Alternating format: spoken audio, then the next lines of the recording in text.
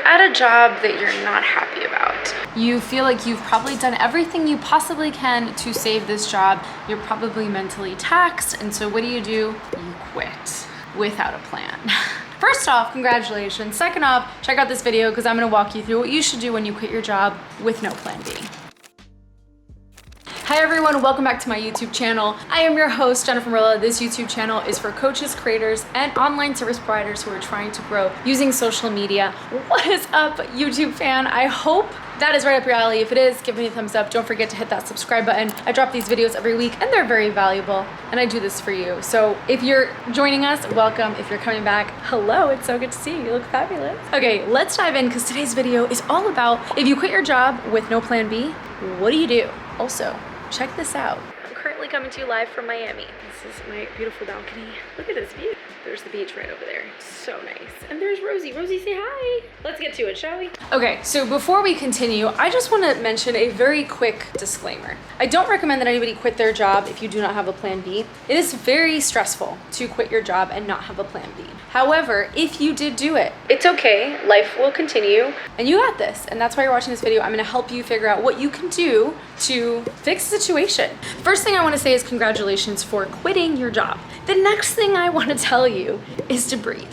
Yes, say it with me. Take a deep breath and exhale. I did a video about 2.5 years ago right over here with right now 14,000 views, and you guys really liked it, and I got a lot of comments about quitting the job, about not being happy in the job that you're at and feeling good about quitting, and how this video was really helpful. And so I figured, after not having a job besides working for myself for the last 8 years, not working for anybody else, what have I learned and what was the thing that I wish somebody would have told me 8 years ago? And that's kind of what I want to walk you guys through in this video. I'm going to give you guys some tips on what I think I wish somebody would have told me in the very beginning. Maybe recommend some books for you guys. I think that's really important because I'm always about educating and really having that knowledge for yourself. And I find it that when you teach yourself, you become valuable, and the more valuable you are, the easier it is for someone to hire you, for someone to work with you, because you're an expert, because you know your stuff, okay? What I want you guys to consider, the first thing that I would do if I quit my job with no plan B, is really ask myself, what am I really good at? What do I love to do? Now is an opportunity to be able to create something in a space where I feel really good about what I do, where I'm happy with what I do, and I would make a list of all the things I love to do. If I don't know what that is and I'm struggling, then I would ask my friends and family, what do they know me for? What are people constantly asking you advice for? And at this point in your life, you probably have enough friends and family to be able to tell you, hey, I really think you're good at this, or hey, I really think you're good at that. So that would be one of the first things that I would do if I quit my job and I had no plan B. The next thing I would do is do some market research. This is the truth, you guys. When you work for someone, right? What tends to happen is that we kind of, and let me backtrack a little bit here and you know, bear with me, but what happens is that as a society, we are wired to work for other people. That's literally what they taught us to do. They taught us to go to school, get an education, and then work for the big man, right? Which is fine. There's absolutely nothing wrong with that if that's something that you really want to do. But when you quit your job and you have no plan, you tend to go through an identity crisis and you kind of feel like a loser about it, right? When instead you should be leaning into that feeling only for a couple of days, only for a couple of weeks. The people that I've worked with, or the people that have come to me that have quit their jobs to start their own businesses or to finally start their passion projects, have literally just started right away. And the biggest recommendation I tell them is, I want you to enjoy this time. Even if you can't because you are financially strapped and you need to like make money ASAP, just take one day off. You don't have to go out and spend money. You can stay at home and Netflix. I don't care. But I want you to rest, because the truth is that you are going to go through an identity crisis and you're not going to know who you are because you've been doing it for so long.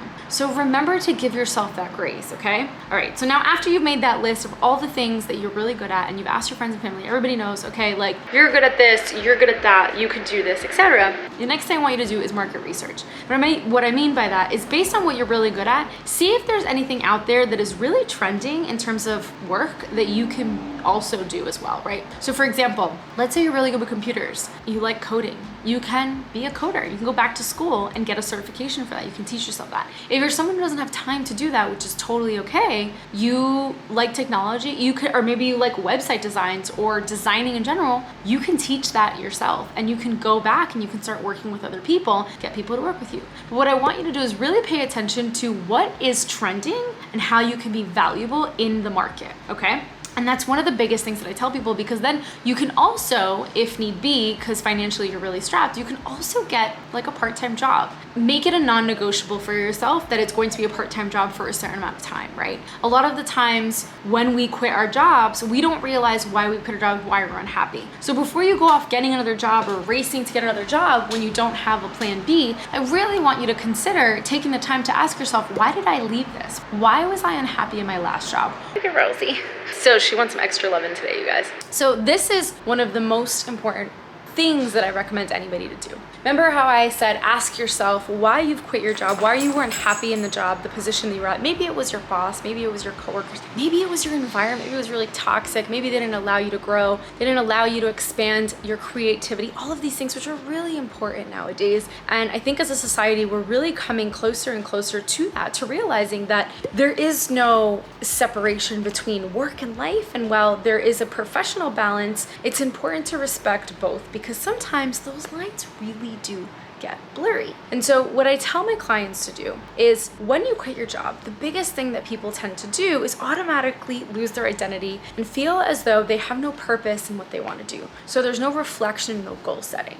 So it's why it's so important for you to take the time to breathe, take the time to reflect, and set some goals for yourself, you guys. Set some goals with deadlines, like actual dates. So for example, let's say you have a really big goal of like, I want to start a business by the end of 2022 or in the next 3 months, and it's going to be a graphic design business. Okay, great. I love that goal. How are you going to make that happen from now to the next 3 months? Start working backwards. How do you get your first client? What is it that you need to provide for them? So you need to provide a service, right? Like, what does that service look like? Mapping out the products and service, do your research, find out what other people are doing, what are they charging, what are they offering? And also remember that some of the people you're gonna be looking at are probably way ahead of you and have been doing it for a really long time. So where did they start, right? How did they set the bar for themselves? And I want you guys to remember that, because a lot of the times we tend to forget that, and we match ourselves with these people, not really realizing like, holy shit, this person's doing this for 8 years. No wonder she's charging the prices that she's charging, and she's good at what she does. So really taking that time to reflect and set goals with intentions, guys. Goals with intentions are so, so important. I cannot tell you this. And if you're someone, obviously you're watching this because you're probably a service provider, you want to be a service provider, then the books that I recommend, that I wish somebody would have told me in the very beginning, is very much shifting in your mindset, right? Stepping away from the 9 to 5 and really start thinking creatively about your income, right? So 4-Hour Workweek is a great book, highly recommend it. The other one is Think and Grow Rich. Really, really like that book. That one is a very different dynamic way of looking at your income and business in general and how you can profit as a person. It's really shifting the mindset. It's not, if you haven't read it, don't knock it off completely, because it's not really about like being rich and having all this money. It's being rich in the mind. Remember that, being rich in the mind. And if you've read it, I want you to comment below and let me know, because it's one of my favorite books. Those two have ultimately been the biggest game changers. And this was nothing to do with business, but this is ultimately my favorite book, and I highly recommend it because it shifted the way I began to think about myself in general, especially where I was when I first quit my job. As some of you may not know, but I actually started as a travel blogger. And how I created something so unconventional, because I've been doing this for 8 years now, right? And I was one of the first people that quit her job to travel the world for good. And I built a brand, and I've been doing this for a really, really long time. And so not a lot of people were doing it when I was doing it. So the book was The Alchemist. It's one of my all-time favorite books. I've probably read that book like 17 times. I always tell everybody, like, right off the bat, read it. It's such a good book. I'm not gonna tell you anything else. I'm gonna tell you is that one really shifted the way I thought about myself, my goals, my visions, who I wanted to become, which is ultimately the biggest game changer. When you quit your job, you lose a piece of yourself, right? Because you lose a piece of your identity. So when you're losing yourself, in that moment, it's really hard to attach yourself to something, which is why I said, find what you're really good at. Use this opportunity to make money off something you really, really enjoy. Something that you're passionate about, something that people know, that lights you up, and that's what you should build a business around. And again, if you don't know, ask your friends and family. Pay attention to what people come to you for. Take an opportunity to educate yourself on what's trending around the world, and maybe, just maybe, that's something that you can educate yourself on. Get an extra certification under your belt to be able to teach people, to be able to be an expert in that space and provide that service. Because when you consistently grow and educate yourself, you become invaluable to the industry and people want you. That's ultimately the big question, is that we go through an identity crisis and we feel like losers because we're not making money right away. When remember, it does take time. It doesn't happen overnight. So to wrap it up quickly, what I want you guys to do is, if you've quit your job with no plan B, I want you to breathe. I want you to slow down. I want you to ask yourselves why you quit. What was it about your work environment that you did not enjoy, you did not feel safe in, that you did not feel heard, whatever it is. I want you to be able to reflect and ask yourself, do I want to get another job with obviously all of those things that I didn't like about my last job, make sure I don't find it again in my no job? Or do I want to create my own business? And if I want to create my own business, I want to start my own business, what is that going to look like? Make a list of all the things that you're really good at, ask your friends and family, pay attention to what people come to you for, do some market research, see if it's something on the market right now that you can actually implement, that you can teach other people, that you already know that you're good at. If there's nothing that you know you're good at, but you might be interested in, get those extra certifications. Don't be embarrassed to go back to school. Get those, read those books. I mean, I gotta be honest, I've educated myself and become an expert in my field